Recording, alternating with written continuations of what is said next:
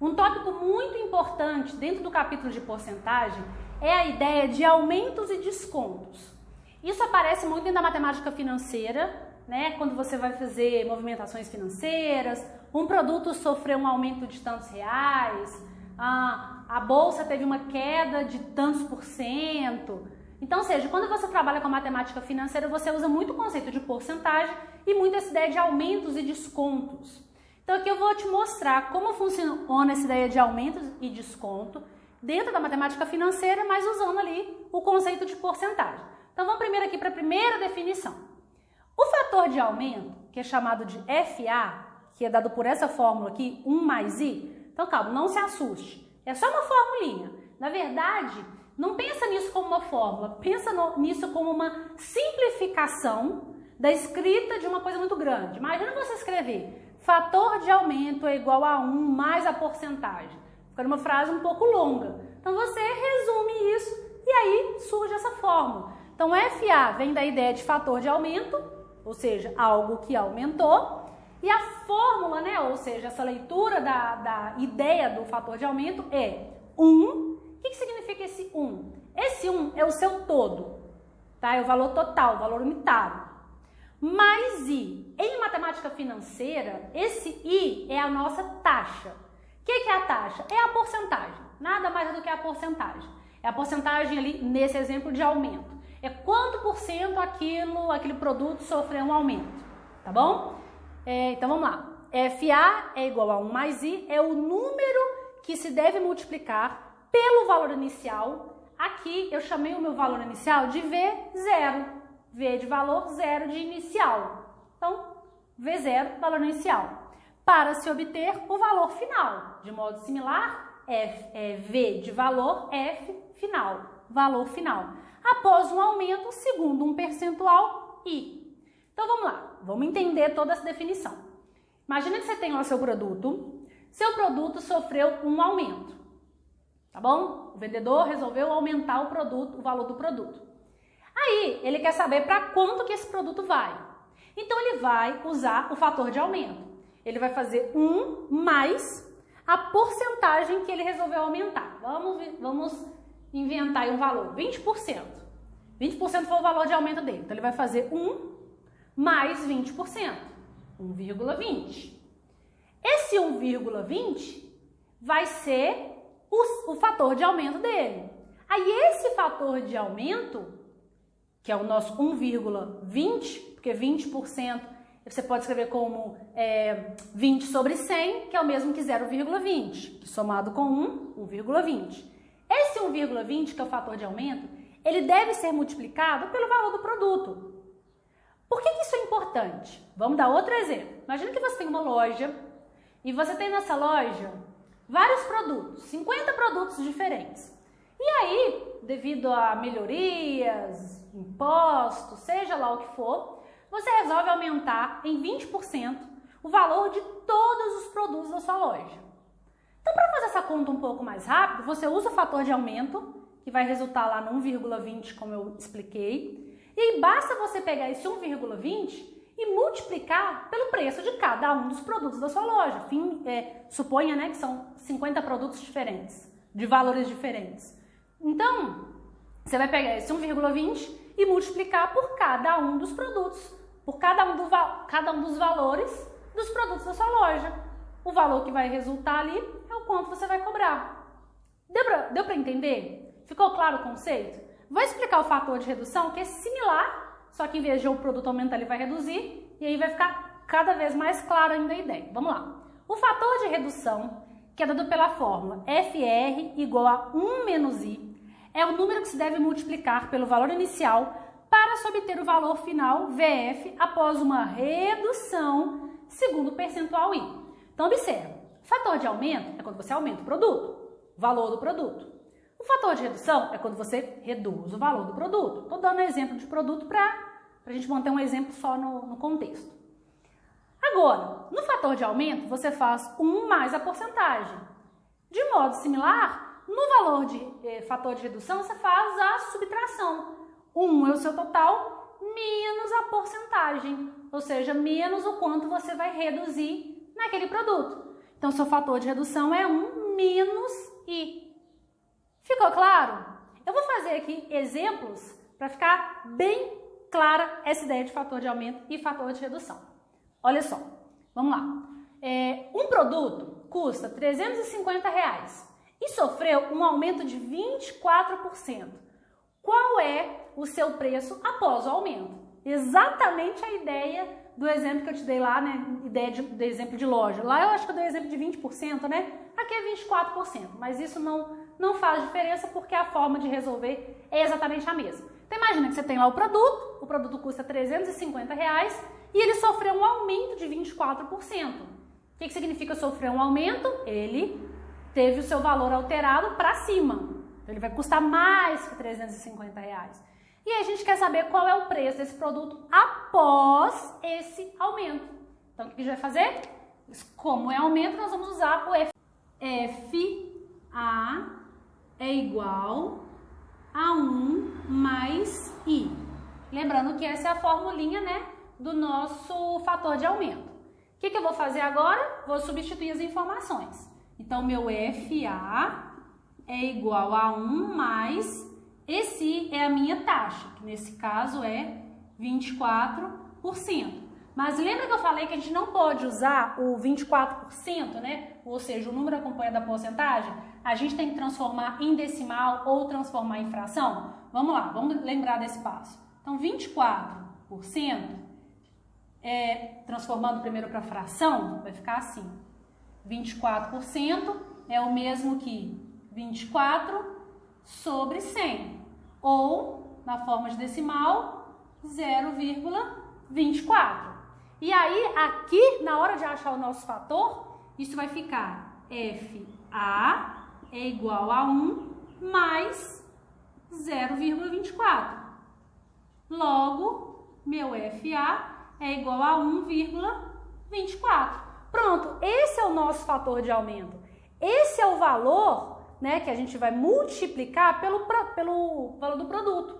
Como o produto é R$350, então você vai fazer 350 vezes 1,24. Pronto, agora é só você multiplicar. É uma multiplicação de número decimal, que a gente também já aprendeu. Então vamos lá, 350 vezes 1,24 é igual a R$434. 434. Logo, a pergunta foi, qual é o preço após o aumento? Então, o preço do meu produto após o aumento é de R$434. Beleza? Então, viu como é que a ideia em si ela é bem simples, né? Acho o fator, multiplico o fator pelo valor do produto ou pelo valor numérico que está sendo pedido na questão. Beleza? Vamos continuar então? Vamos lá. Exemplo de número 7. Exemplo de número 7 diz o seguinte. Uma loja me concedeu um desconto de 8% em um aparelho de TV. Por isso, ele me custou R$ 533,60. Qual era o preço original da TV?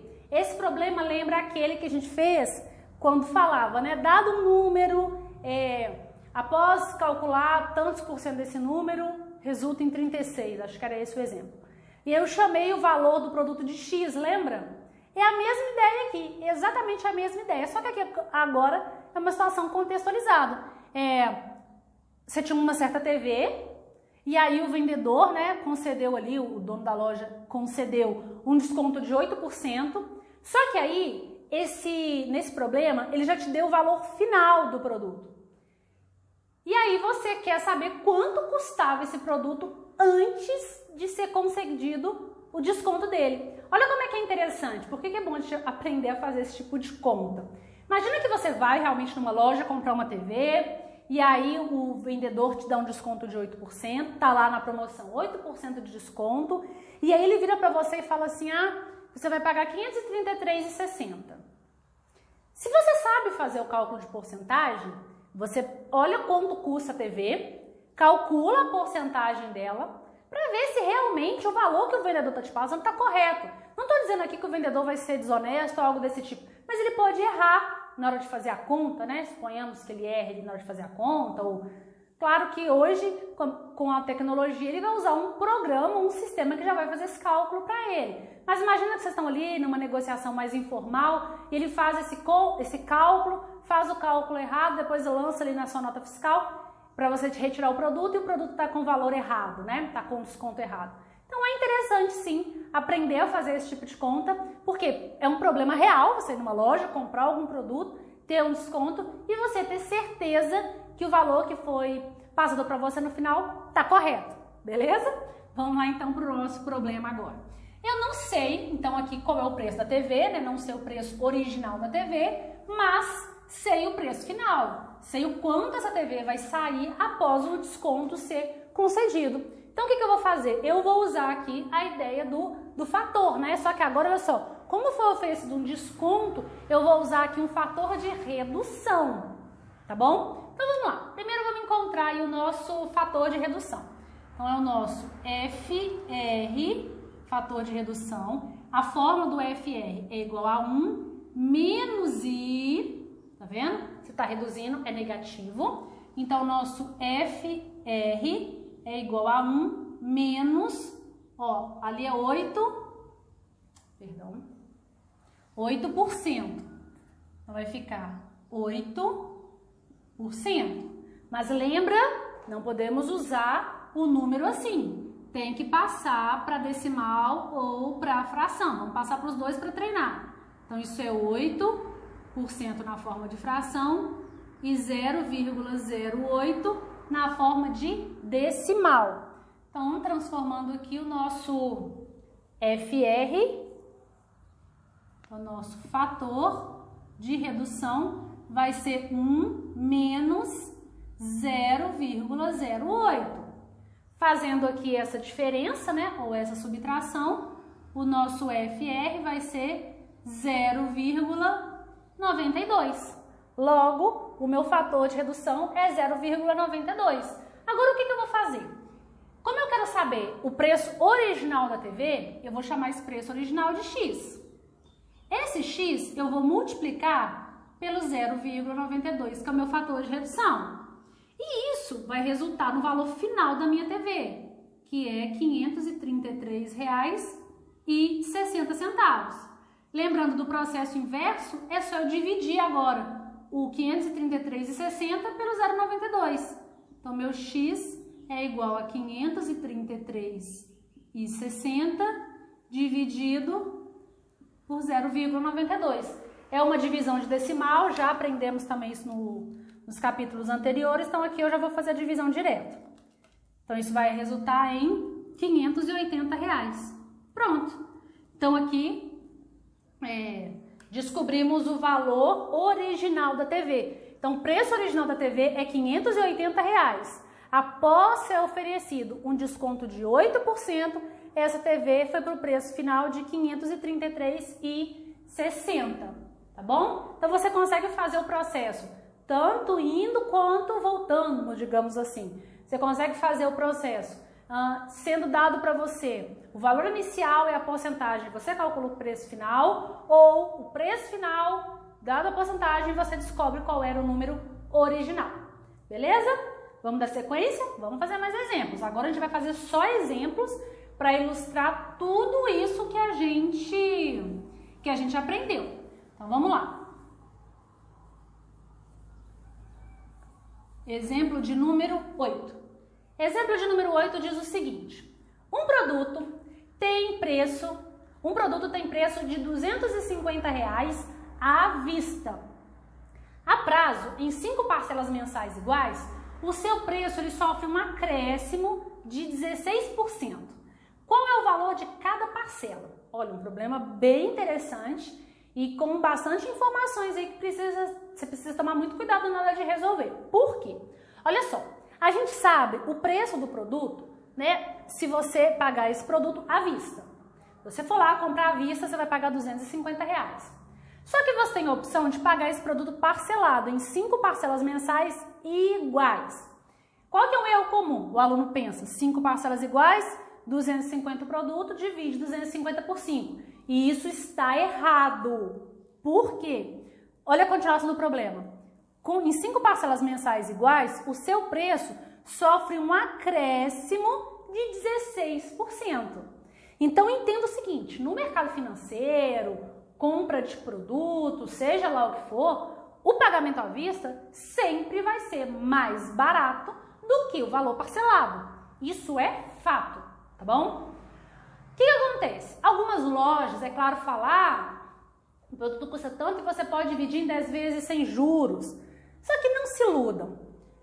No mundo real, quando a loja faz isso, ela já calculou ali o preço dos juros, embutiu no preço do produto, para que se o cliente pedisse para parcelar, a loja não teria nenhum prejuízo.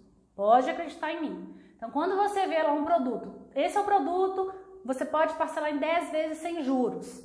Ali já está o preço com juros. Eu garanto que se você chegar e falar, mas e se eu pagar à vista? E se eu pagar no dinheiro? A vendedora vai te conceder um desconto, sim. Nem que seja a taxa de administração das instituições financeiras que movimentam ali as maquininhas de cartão de crédito, as taxas de cartão de crédito. Nem que seja aquela porcentagem, a loja vai te conceder o desconto para o pagamento à vista, tá bom? Mas enfim, vamos voltar aqui para o nosso problema.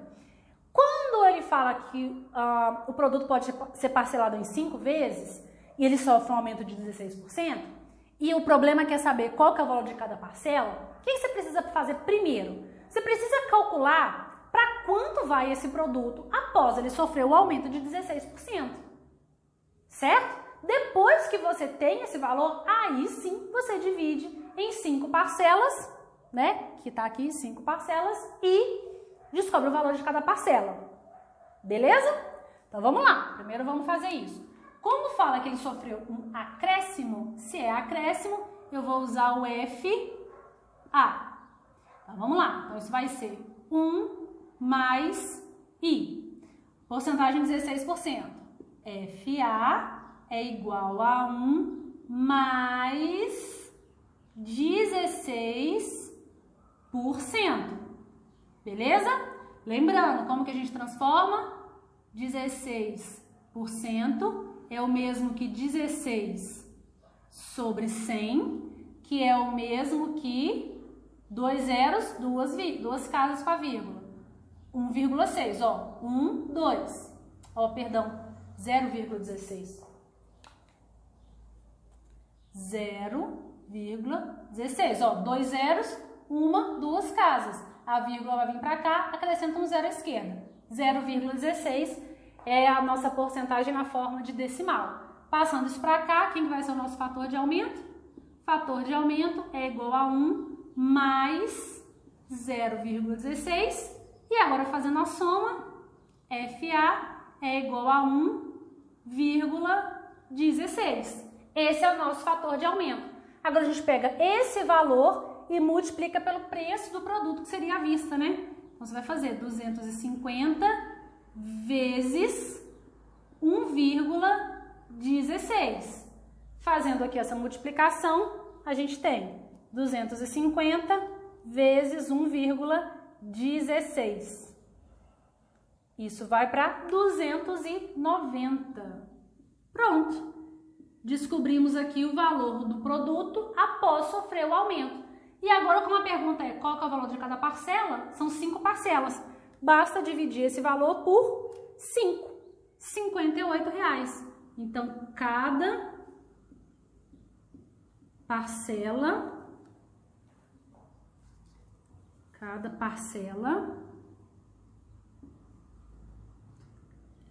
o valor dela, né, é R$ 58. E tá vendo? Obviamente é diferente de você fazer 250 dividido por 5. Não daria o mesmo valor. Então, primeiro, pega o seu fator de aumento, calcula pelo valor do produto, descobre para quanto vai esse produto após sofrer o aumento, depois divide aqui. O que eu fiz aqui, nessa parte, né, foi dividir por 5. Pega o valor, divide por 5, porque são 5 parcelas, cheguei aqui nos R$ 58. R$ 58 é o valor de cada parcela. Beleza? Vamos lá para mais um exemplo. Exemplo de número 9. Tá vendo? Agora são só questões bem contextualizadas, envolvendo aí o conceito de porcentagem. E uma coisa importante. Tá vendo que a gente está usando o tempo todo a ideia de multiplicar decimal, a ideia de multiplicar fração. Por isso que a ordem com que eu coloquei os capítulos deve ser respeitada, né? Porque, por exemplo, se você não aprendeu a multiplicar números decimais, fica difícil entender o conceito aqui agora. Se você não entendeu o conceito de fração, fica difícil entender o conceito aqui agora. Então é importante estudar os capítulos na ordem com que eu montei. Mas vamos lá para o nosso exemplo de número 9. O salário de Antônio é 90% do de Pedro. A diferença entre os salários é de R$500. Qual o salário de Antônio? Então vamos lá. O problema então fala. O Antônio, o salário dele corresponde, o salário do Antônio ele é 90% do de Pedro. Então, ou seja, o Pedro ganha X reais, o Antônio ganha 90% do que o Pedro ganha. Em outras palavras, é o salário menor. Beleza? Só que só com essa informação fica difícil, né? Descobrir qual é o resultado final, porque eu sei que é 90% do salário de Pedro. Tá, mas e daí? O salário de Pedro pode ser qualquer coisa. Qualquer número que você escolher e calcular 90%, você vai ter uma resposta. Mas o problema é te dar mais uma informação. Ele fala que a diferença entre os salários é de R$500. Agora, já limitou. Então, vamos entender. Na primeira parte do problema, fica aberto, fica vago a informação. Você tem infinitas possibilidades para a resposta. Quando ele fala que a diferença dos salários é de R$500, ele limita. Só tem uma possibilidade, só vai ter uma porcentagem que você faça que ao fazer a diferença vai restar em R$500. Então vamos juntar essas duas informações e calcular aí o salário do Antônio. Então vamos lá, vamos usar as letras A e P, A de Antônio, P de Pedro, para poder fazer o problema. Bom, como o salário do Antônio é 90% do salário de Pedro, isso significa que você vai fazer A, que é o salário de Antônio, é igual 90%, você pode escrever como 0,9. Lembra? Só transformar. Se você não lembrar, vou fazer aqui rapidinho. Ó, 90% é o mesmo que 90 sobre 100. Duas casas, 0,9. Beleza? Então, ó, o salário do Antônio é igual a 90% do de Pedro. Quem que é o salário de Pedro? Vou chamar de P. Beleza? Só que eu sei que a diferença entre os salários é R$500. Diferença entre qual salário? Do Pedro menos o do Antônio, porque o Pedro ganha mais do que o Antônio. Então, P de Pedro menos A de Antônio é igual a R$500. Então, agora eu tenho aqui as duas informações do meu problema. O que eu vou fazer com essa informação? Eu vou substituir. Olha que interessante. Aqui eu tenho o valor de A, que corresponde a 90% do valor de P. Eu vou pegar esse valor de A e vou substituir ele aqui. Então, isso aqui vai ficar assim, ó. P menos 0,9 vezes P é igual a 500. E agora a gente resolve essa continha. Isso aqui é como se tivesse o número 1 aqui na frente. 1 vezes P. 1 vezes P menos 0,9P, isso é 0,1 vezes o P, que é igual a 500. Beleza? Então vamos pensar. Lembra como é que a gente escreve isso aqui? Ó? O que é 0,1? 0,1 não é o mesmo que 1 sobre 10? 1 sobre 10 é igual a 500. 1 sobre 10 vezes P, perdão. 1 sobre 10 vezes P é igual a 500.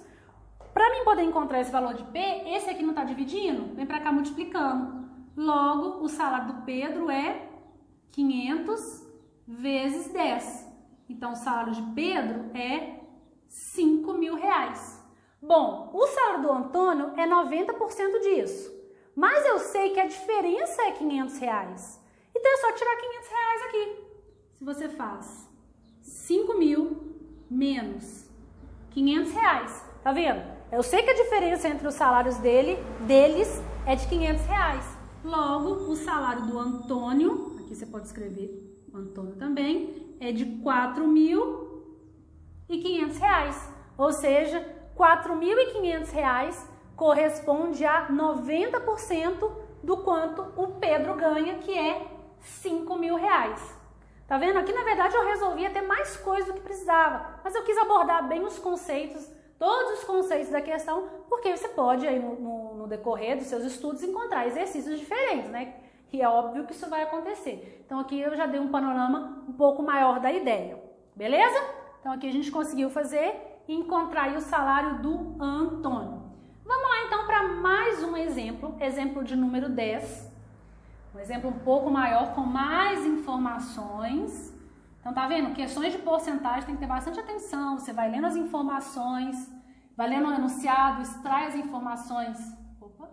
Extrai as informações importantes e vai anotando. Então, vamos lá.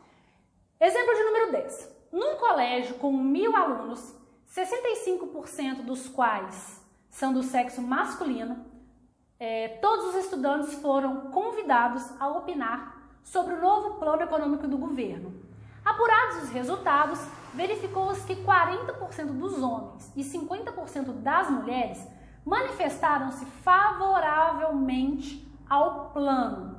Qual é a porcentagem de estudantes não favoráveis ao plano? Olha, uma questão um pouquinho mais complexa, digamos assim. Não que seja uma questão difícil, mas o fato de ter mais informações tem que ser feita com bastante atenção.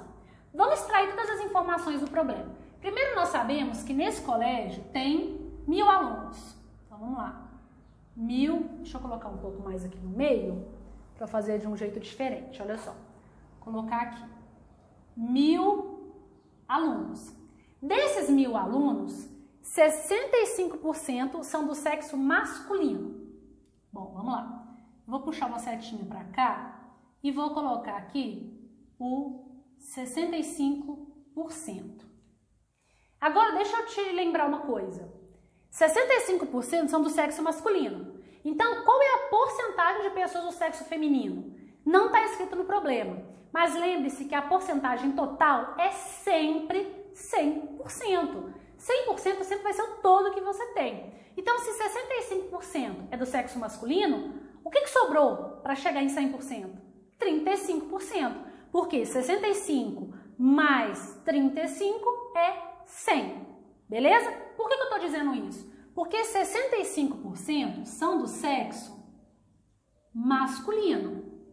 Logo, eu vou puxar uma outra setinha para cá e vou colocar 35% é do sexo feminino.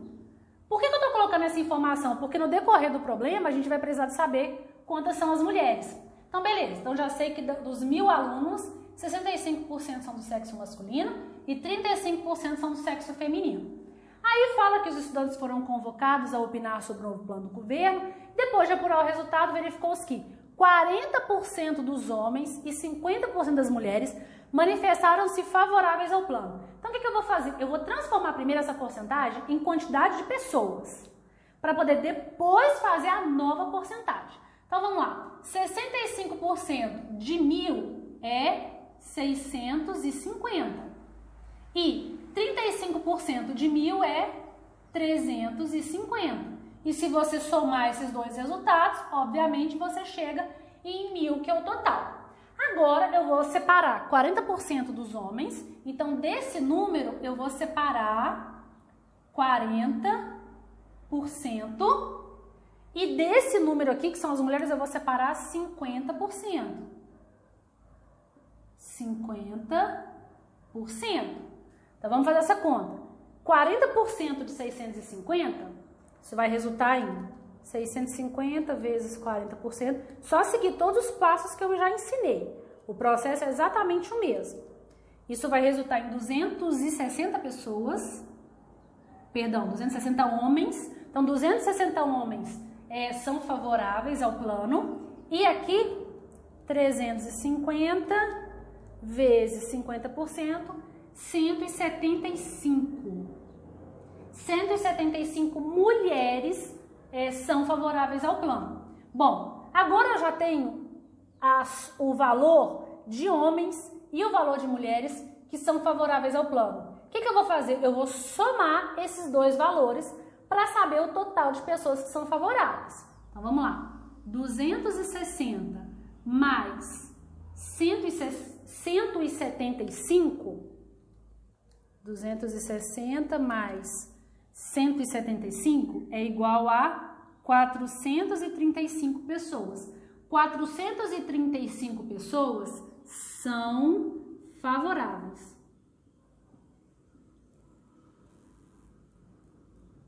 São favoráveis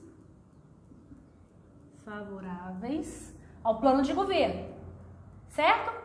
Se 435 são favoráveis, quantos que não são favoráveis? É só você fazer a diferença no total de pessoas. 1.000 pessoas menos 435. Então, 565 pessoas não são favoráveis. Beleza? Pronto, a gente já tem o total de pessoas favoráveis e não favoráveis. Agora, olha a pergunta. Qual é a porcentagem de estudantes não favoráveis? Ele quer saber primeiro em porcentagem e os que não são favoráveis. Por isso que a gente precisou encontrar. Agora é só você fazer 565, que é o total de estudantes não favoráveis, dividido pelo total de pessoas. 1.000 pessoas. Lembra da parte de fração que era dividir por número de potência de base 10? É só deslocar a vírgula 3 casas. 1, 2, 3. Isso é o mesmo que 0,565. E passando isso para porcentagem, isso é o mesmo que passar para porcentagem e multiplicar por 100. Então, isso é 56,5%. Logo, 56,5% dos estudantes desse colégio não são favoráveis ao plano de governo. Beleza? Ficou claro aqui o conceito de porcentagem? Então, a gente vai encerrar esse capítulo aqui com exemplo de número 10. Não se esqueça que na apostila que está disponível, né, no capítulo, a apostila sobre o capítulo de porcentagem, tem vários exercícios. Lembre-se que na hora que a gente faz exercício é que a gente percebe se realmente aprendeu ou não. Porque às vezes com o professor fazendo aqui no quadro, parece que é mais simples, né? Você vai conseguindo acompanhar ali o raciocínio. Então é importantíssimo pegar os exercícios, fazer, praticar, conferir e só ir para o próximo módulo quando esse estiver totalmente claro, tá bom? Espero que tenha ficado claro e qualquer dúvida é só me mandar uma mensagem, seja por e-mail ou pelo WhatsApp, que eu estou à total disposição.